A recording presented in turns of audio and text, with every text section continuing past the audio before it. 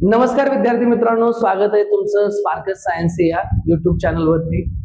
कालच्या video lecture मध्ये आपण पाहिलं होतं की लॉग कसा पाहायचा असतो, लॉग मध्ये कॅरेक्टरिस्टिक कशी काढायची असते, त्यानंतर त्याचा मॅन्टिसा कसा निघतो। आता ज्यावेळेस तुम्ही लॉग वापरता, लॉग यूज केल्यानंतर ज्यावेळेस तुम्हाला फायनल आन्सर काढायचं असतं त्यावेळेस लक्षात ठेवा शेवटचा टप्पा असतो उत्तर काढण्याचा, तो म्हणजे अँटीलॉग। मग आजच्या या व्हिडिओ लेक्चर मध्ये आपण तेच पाहणार आहोत की तुम्हाला कोणताही जर नंबर दिला तर त्याचा अँटीलॉग कसा काढायचा। आता या ठिकाणी मी 3 एक्झाम्पल घेतोय जे तुम्हाला समजावून सांगणार आहे की अँटीलॉग कसा काढायचा असतो। त्यातलं आपलं पहिलं एक्झाम्पल काय आहे, अँटीलॉग ऑफ 3.2098।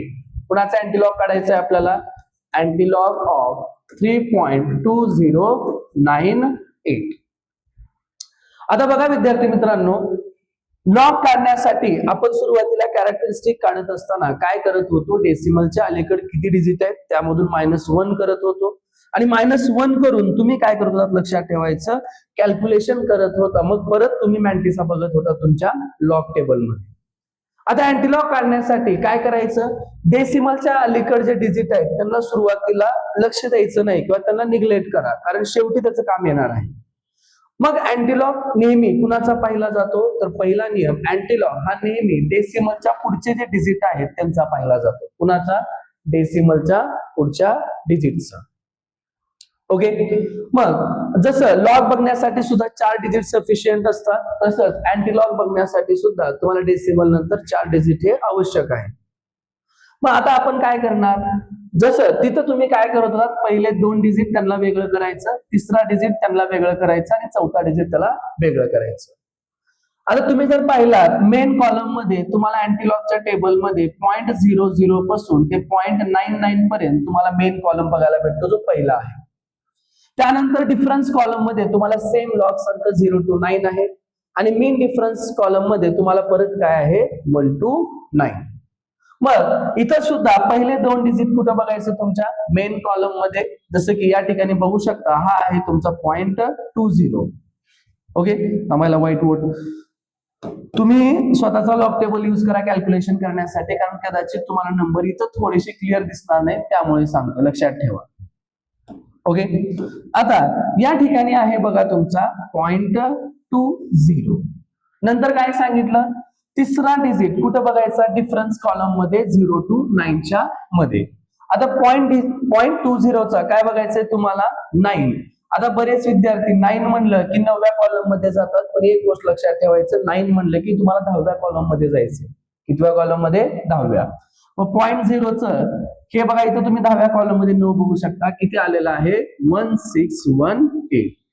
त्यानंतर शेवटचा डिजिट कुठं पाहायचा तुमचा, मेन डिफरन्स कॉलम मध्ये, म्हणजे या ठिकाणी काय आहे लक्षात ठेवा तुमचं 3। मग याच्यामध्ये जसं 3 ऍड करत होत, जसं तिथं मेन डिफरन्स ऍड करत होता, तसं या सुद्धा ठिकाणी काय करायचं, मेन डिफरन्स ऍड करा। काय येईल तुमचं, 1621। म्हणजे याचा अँटीलॉग किती येतो, 1621।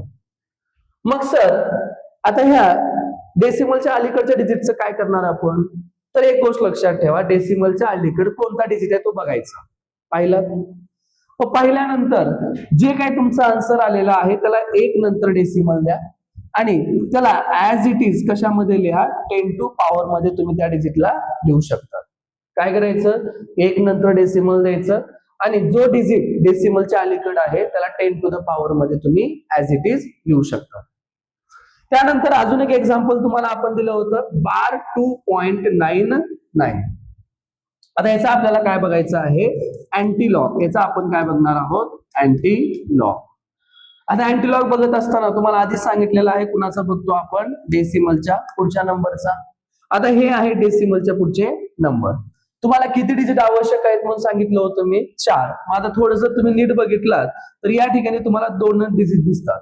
मग आपण काय करू शकतो, याला 4 करण्यासाठी पुढे 00 तुम्ही ऍड करू शकता। नेक्स्ट स्टेप तुम्हाला काय सांगितली होती, पहिले 2 डिजिट मेन कॉलम मध्ये बघा, तिसरा डिजिट डिफरन्स कॉलम मध्ये बघा आणि चौथा डिजिट मीन डिफरन्स या कॉलम मध्ये बघा। मग आता काय करणार, 0.99। आता 0.99 जर तुम्ही पाहायला गेला तर तुम्हाला आय थिंक पुढच्या टेबल वरती बघायला भेटेल।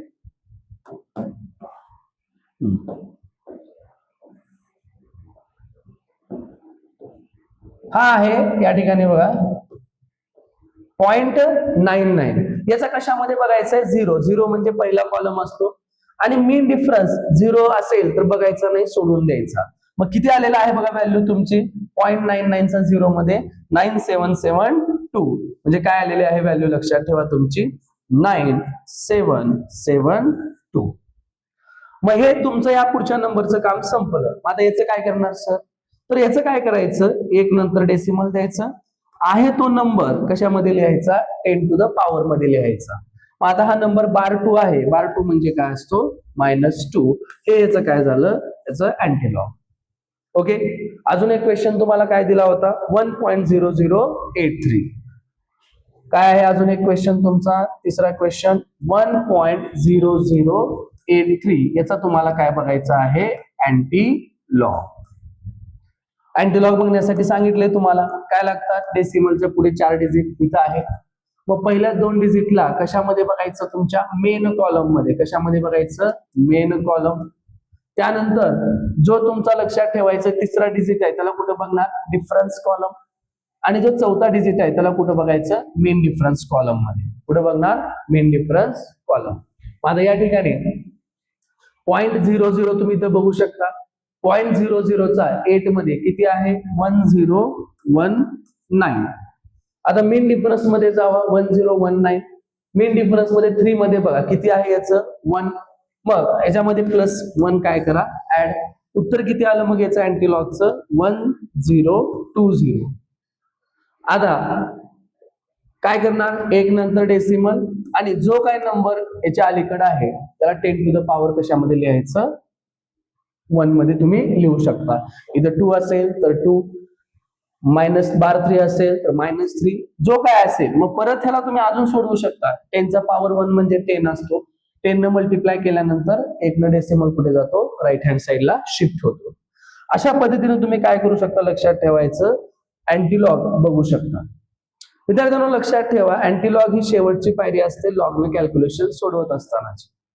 मग सुरुवातीला तुम्हाला कुठलंही डिव्हिजन, मल्टिप्लिकेशन, पॉवरचं कुठलंही किती हार्ड तुमचा थर्मोडायनामिक्सचा प्रॉब्लेम असू द्या, इलेक्ट्रोस्टॅटिकचा प्रॉब्लेम असू द्या, कुठलाही तुमचा एखादा प्रॉब्लेम असू द्या, जर तुम्हाला तो प्रॉब्लेम सोडवायचा असेल तर आधी तुम्हाला लॉग आणि अँटीलॉग हे यूज करता आले पाहिजे. त्यामुळे सर्व विद्यार्थ्यांनी काय करायचं? आधी लॉग अँटीलॉग तुम्ही यूज करायला शिका. मग उद्या आपण मल्टिप्लिकेशन डिव्हिजन बघणार आहोत. उद्या आणि परवाच्या 2 लेक्चरमध्ये.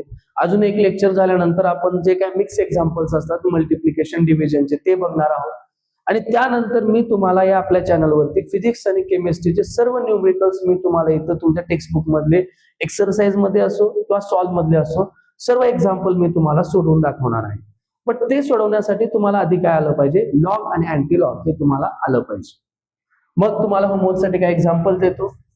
एक एक्झाम्पल हे घ्या 1.9902. दुसरं एक्झाम्पल हे घ्या तुम्ही 3.62 आणि तिसरे एक्झाम्पल हे घ्या बार 1.0098.